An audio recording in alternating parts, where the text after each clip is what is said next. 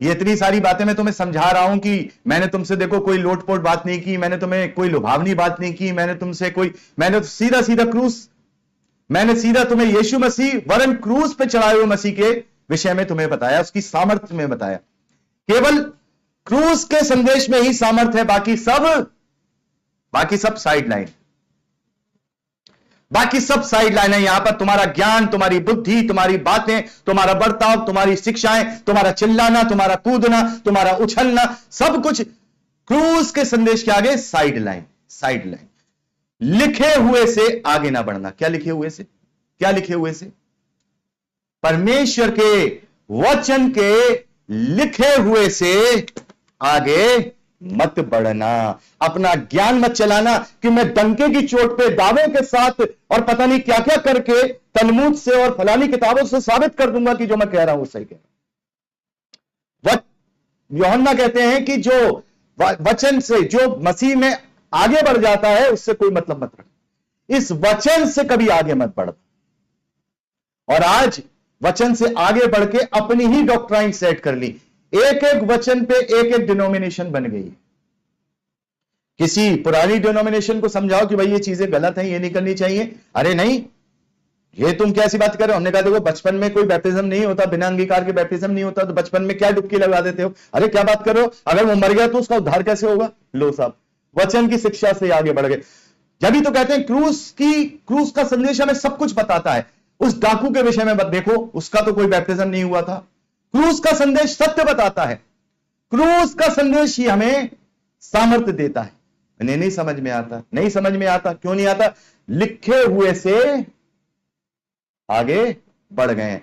संसारिक बुद्धि, संसारिक ज्ञान, संसारिक क्या चीज? संसारिक तर्क और संसारिक वितर्क, ये चीजें हो गई हैं। पौलुस कहते हैं कि लिखे हुए से आगे मत बढ़ना, क्योंकि बड़े ध्यान से, क्योंकि अब पौलुस यहां क्या कह रहे हैं? क्योंकि तुझ में और दूसरे में कौन अंतर कर सकता है? भेद का मतलब ये वाला भेद नहीं है। भेद का मतलब डिफरेंशिएट करना। पौलुस कह रहे दो मनुष्यों में दो मनुष्य हैं। बड़े ध्यान से, पौलुस कह रहे दो मनुष्य हैं। उन दोनों मनुष्यों में कौन अंतर कर सकता है कि ये ज्यादा जानता है कि ये ज्यादा जानता है? बड़े ध्यान से। और तेरे पास क्या है जो तूने दूसरे से नहीं पाया? हालेलुया। क्या मतलब? तेरे पास ऐसा कौन सा ज्ञान है जो तू अपनी मां के पेट से लेके आया था? कोई अपनी मां के पेट से लेके आता है ज्ञान? संसारिक ज्ञान की बात कर रहा हूं मैं। कोई अपनी मां के पेट से ज्ञान लेके आता है? क्या करता है वो? पौलुस क्या कह रहे हैं? ऐसा तेरे पास क्या है जो तूने दूसरों से नहीं पाया? चलना तुझे मां बाप ने सिखाया, बोलना तुझे मां ने सिखाया, पढ़ना तुझे टीचर ने सिखाया, है ना? तुझे ग्रेजुएट किया तेरे प्रोफेसर ने, नौकरी तुझे किसी दूसरे ने दी, तू क्या लेके आया था? ऐसा क्या पाया? ऐसा तेरे पास क्या है जो तूने दूसरों से नहीं पाया? और जबकि तूने दूसरों से पाया है तो ऐसा घमंड क्यों कि मानो नहीं पाया? मतलब जब ऐसा कुछ भी तेरे पास ज्ञान नहीं है, ऐसा कोई भी ज्ञान तेरा ऐसा नहीं जो तेरा खुद का हो, वरन तूने दूसरों से पाया। और जब दूसरों से पाया तो किस बात का घमंड? समझ में आया मेरे प्यारे बहन? यहां पर शब्दों के जाल में उलझाकर मसीह विश्वासियों को इस तरीके से भटकाया गया है कि वो यीशु मसीह पर तो विश्वास करते हैं लेकिन क्रूस पर चढ़ाए मसीह पर विश्वास नहीं करते। इसलिए पौलुस कहते हैं कि क्रूस का संदेश नाश होने वालों के लिए मूर्खता है और हम उद्धार पाने वालों के लिए पावर ऑफ गॉड, क्योंकि उसी में सब कुछ है। यह पवित्र शास्त्र क्रूस के लिए था। यह पवित्र शास्त्र पूरा लिखा उसी बलिदान के लिए था। यह पवित्र शास्त्र और योजनाएं ही क्रूस पर पूरी हुई। यीशु कहते हैं पूरा हुआ, उसके बिना कुछ नहीं। ना यह सृष्टि, यीशु मसीह के लिए सृष्टि बनाई गई उसी में और उसी के द्वारा। किसके लिए? क्रूस के लिए, क्रूस पर बलिदान के लिए। उसके अलावा ना तो शुरुआत है ना उसके अलावा कोई अंत। इसलिए अगर क्रूस के संदेश पर मन लगाया तो हम प्रभु के साथ, और अगर यीशु मसीह की और बातों पे मन लगाया तो साइड बाय साइड है। वह है तो जरूर, यीशु की तो कहलाती हैं, लेकिन वो क्रूस की नहीं। तो मेरे प्यारे भाई बहनों, आज कलीसियाओं का हाल ऐसा ही हो गया है। विश्वासी वचन में कम और मनुष्यों के मन की ज्ञान और दर्शन को सुनना चाहते हैं, क्योंकि वे वही सुनना चाहते हैं और विश्वास करना चाहते हैं। और आजकल के प्रचारक बड़े ही तेज हैं, वो जानते हैं क्या सुनना चाहता है। ये परेशानी में है, ये तकलीफ में है, यीशु की उस बात का प्रचार करो। अरे देख तू क्यों परेशान होता है, यीशु ने तो 5,000 लोगों को रोटी खिलाई थी, तुझे भी खिलाएगा। शब्दों का ज्ञान, शब्दों का ज्ञान। यीशु ने तो रोटियां खिलाई थी, तुझे भी खिला देगा, है ना। वो जानता है क्या।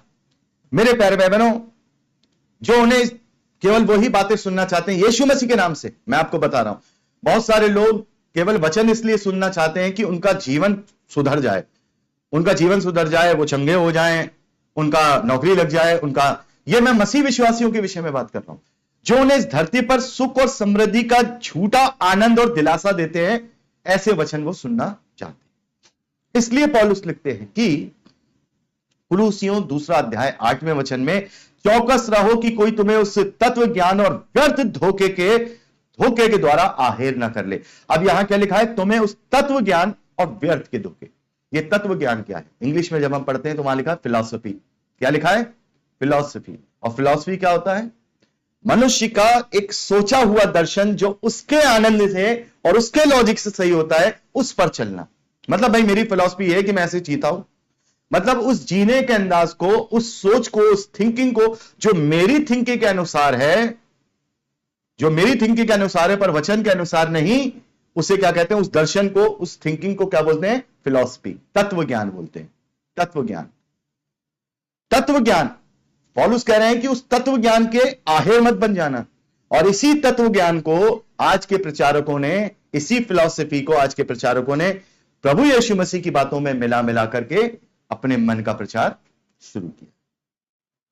जो मनुष्यों की, आगे पौलुस कहते हैं, जो मनुष्यों की परंपराओं और संसार आदि की शिक्षाओं के अनुसार तो हैं, लेकिन मसीह के अनुसार नहीं, मसीह के अनुसार नहीं है। इसलिए पौलुस कहते हैं कि 1 कुरिन्थियों 2 अध्याय 5वें वचन में, तुम्हारा विश्वास परमेश्वर की सामर्थ पर निर्भर हो, ना कि मनुष्यों की बातों और मनुष्यों की परंपराओं पर। और परमेश्वर का सामर्थ क्रूस का संदेश है, अर्थात क्रूस पर चढ़ाए हुए मसीह का संदेश, जो इस धरती पर आने के सच्चे मकसद का संदेश। मेरे प्यारे भाई बहनों, आजकल कलीसिया में प्रभु के आने के मूल कारण के सिवाय सब कुछ प्रचार हो रहा है। वो क्यों आया?